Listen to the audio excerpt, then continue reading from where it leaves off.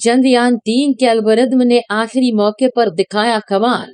इसरो की automatic landing तकनीक थी इतनी बेमिसाल, जिसे देखकर दुनिया भर में गूंजा हमारे देश भारत का नाम। विक्रम लैंडर के सामने फेल हुए नासा, रूस और चीन के महंगे अंतरिक्ष यान। दोस्तों, 20 अगस्त के दिन रूस के लूना 25 के क्रैश के बाद पूरी दुनिया की नजर सिर्फ इसरो के चंद्रयान पर ही टिकी हुई थी और हर तरफ विक्रम लैंडर की लैंडिंग को लेकर कौतूहल का माहौल बना हुआ था। चारों तरफ इसरो और चंद्रयान 3 की बातें चल रही थी। इसी बीच इसरो ने इतनी बड़ी गुड न्यूज दे दी, जिसे सुनकर हर भारतीय की आंखों में खुशी के आंसू छलक आए।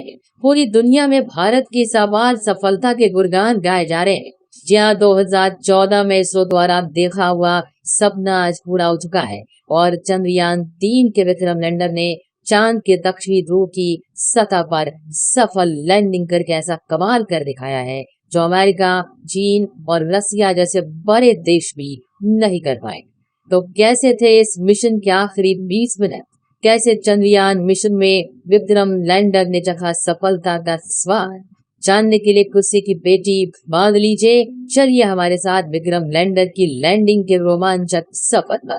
दोस्तों, 23 अगस्त के दिन पूरे भारत में टेंशन का माहौल छाया हुआ था और जैसे जैसे शाम करीब आ रही थी, हम सभी की धड़कनें तेज होती जा रही थी, क्योंकि इसी शाम चंद्रयान 3 की लैंडिंग होने वाली थी। इसरो के वैज्ञानिकों की कठिन परीक्षा होने वाली थी और यही शाम भारत की किस्मत लिखने वाली थी। इसलिए शाम के 5:20 पर जब इसरो ने चंद्रयान 3 की लैंडिंग का लाइव टेलीकास्ट शुरू किया, तो 140 करोड़ भारतीय अपने मोबाइल और टीवी स्क्रीन के सामने नजरें गड़ाए बैठ गए और प्रधानमंत्री नरेंद्र मोदी भी साउथ अफ्रीका से इसरो के साथ लाइव जुड़ गए थे और सभी उस पल का इंतजार कर रहे थे जब विक्रम लैंडर की लैंडिंग शुरू होने वाली थी।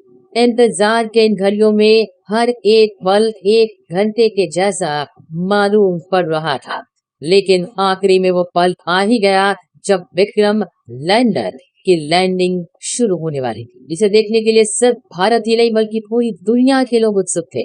और इस मिशन को लाइव देखने से भारत के दुश्मन देश यानी चीन और पाकिस्तान भी खुद को नहीं रोक पाए थे। तो आखिर क्या हुआ आखिरी के उस 20 मिनटों में, जिसके बाद चंद्रयान 3 ने इतिहास रच दिया? जानने के लिए चलिए चलते हैं विक्रम के साथ मून लैंडिंग के इस रोमांचक सफर पर। तो शाम के करीब 5:44 पर चंद्रयान 3 अपनी कक्षा में लैंडिंग की तैयारी करते हुए 6048 किलोमीटर प्रति घंटे की रफ्तार से दहाड़ते हुए आगे बढ़ रहा था।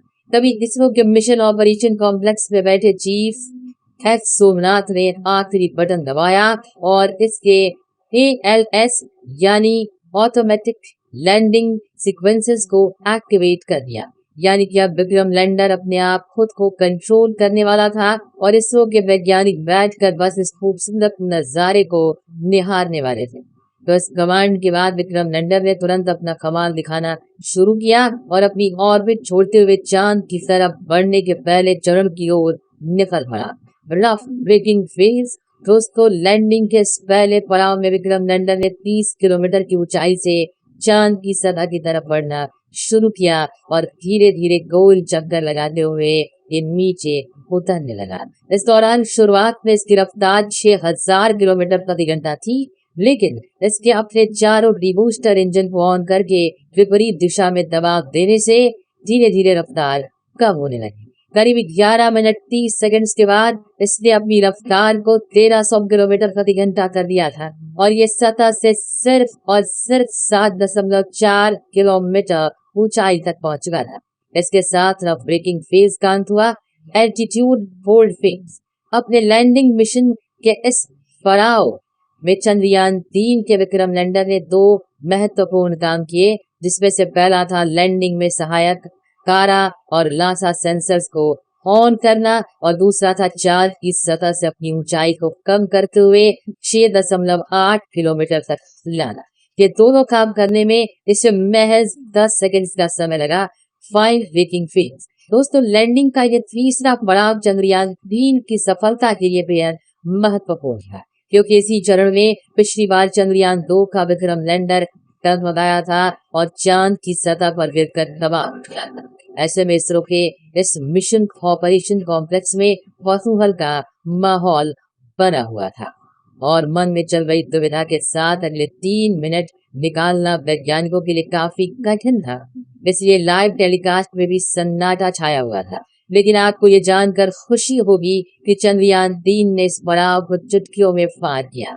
जी हाँ, इस पड़ाव में चंद्रयान-3 के विक्रम लैंडर ने न सिर्फ अपनी पोजीशन को हॉरिजॉन्टल से वर्टिकल किया, बल्कि ऊंचाई को भी 6.7 किलोमीटर से 800 मीटर तक कर दिया। और इस पड़ाव के अंत में विक्रम लैंडर की वेलोसिटी यानी रफ्तार 0 हो चुकी थी, मानो ऐसे कि वो चांद की सतह के ऊपर बाहुबली की तरह सीना ताने स्थिर खड़ा हो। इस तरह 3 मिनट में फाइन ब्रेकिंग फेज पूरा हुआ और अगले 20 से 22 सेकंड्स किसी स्थिति में खड़े रहने के बाद इसने चांद की तरफ जाने के लिए अपना आखिरी पड़ाव में एंट्री ले ली। Vertical decent. 800 मीटर की ऊंचाई पर शुरू हुआ ये पड़ाव अब चांद की सतह को छूकर विजय पाने पर पूरा होने वाला था, जिसके लिए पूरे भारत में उत्सुकता का माहौल बना हुआ था। हर तरफ चंद्रयान-3 की सफलता के लिए प्रार्थना की जा रही थी। मिशन के इसी चरण में विक्रम लैंडर धीरे धीरे आगे बढ़ते हुए सतह से 150 मीटर की ऊंचाई पर पहुंचा और इसने अपने 4 में से 2 इंजन बंद कर दिए। इस दौरान इसकी रफ्तार फिर से 0 हो चुकी थी और ये फिर से 22 सेकंड्स के लिए चांद के पतले वातावरण में होवर करने लगा यानी तैरने लगा। इसी बीच इसके अंदर लगे 11 कैमराज और 9 सेंसर्स लैंडिंग के लिए सही स्पॉट ढूंढ रहे थे। और आपको ये जानकर हैरानी होगी कि चंद्रयान-3 के ऑटोमेटिक लैंडिंग सीक्वेंसेस एल्गोरिथम और इसके सभी उपकरण ने साथ मिलकर रियल टाइम डेटा स्टडी करके सिर्फ 20 सेकंड्स में निर्णय ले लिया। और अब ये 20 सेकंड्स में जैसे ही हमने पलकें झपकाई तो विक्रम लैंडर चंद्रमा की सतह पर सीना ताने खड़ा था। इस ऐतिहासिक जीत से जिससे पूरा भारत तालियों की गड़गड़ाहट से गूंज उठा और हर तरफ उमंग और उल्लास का माहौल बनने लगा। लोग एक दूसरे को बधाइयां देने लगे। भारत के दुश्मन भी इसरो की इस अपार सफलता को देखकर जलकर राख हो गए। दोस्तों, चंद्रयान-3 की ये जीत भारत के लिए इतनी ऐतिहासिक इसलिए थी क्योंकि इस मिशन के साथ भारत ने वो कर दिखाया जो पूरी दुनिया का कोई देश नहीं कर पाया। जहां विक्रम लैंडर ने चांद के उस दक्षिणी ध्रुव पर लैंडिंग कर ली जहां जाने के नासा, रूस और चीन भी नहीं कर पाया। यानी इस कामयाबी के साथ भारत दुनिया का वो पहला देश बन चुका है जिसने चांद के दक्षिणी ध्रुव पर फतह हासिल की है।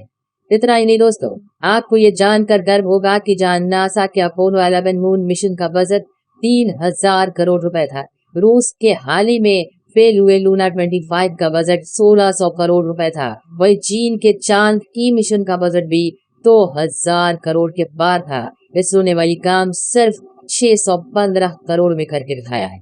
इसलिए दुनिया भर की स्पेस एजेंसीज में इसरो के नाम की जय जयकार हो गई। वही अमेरिका, रूस और यूरोप जैसी स्पेस एजेंसी जो शुरुआती दिनों में इसरो की तरफ देखती तक नहीं थी, वो सभी स्पेस एजेंसीज आज इसरो के साथ स्पेस मिशन करने के लिए लाइन लगाकर खड़ी। सोचिए, इससे बड़ी गर्व की बात आप फिर क्या हो सकती है। साथ ही चंद्रयान-3 मिशन की सफलता को देखकर साउथ अफ्रीका में बैठे प्राइम मिनिस्टर नरेंद्र मोदी भी खुशी से गदगद हो गए थे और उन्होंने अपने भाषण में इसरो के वैज्ञानिकों की जमकर प्रशंसा भी की। साथ ही उन्होंने इसरो के वैज्ञानिकों को बधाई देते हुए कहा कि आज के दिन हर भारतीय अपने घर में उत्सव मना रहा है क्योंकि भारत अब चंद्रमा पर है। दोस्तों, अगर आपको चंद्रयान-3 का ये रोमांचक सफर पसंद आया और आपको भी इसरो पर गर्व है तो कमेंट में आप लिखिए आई लव इसरो, जरूर ये लिख डालिए। और अगर आप शुरुआत से चंद्रयान-3 मिशन को सपोर्ट करते हैं तो इस वीडियो को लाइक और शेयर जरूर कीजिए। साथ ही चंद्रयान-3 मिशन से जुड़े लेटेस्ट अपडेट्स के लिए हमारे चैनल को सब्सक्राइब करके पास वाली घंटी जरूर बजा दीजिए। धन्यवाद। जय हिंद, जय भारत।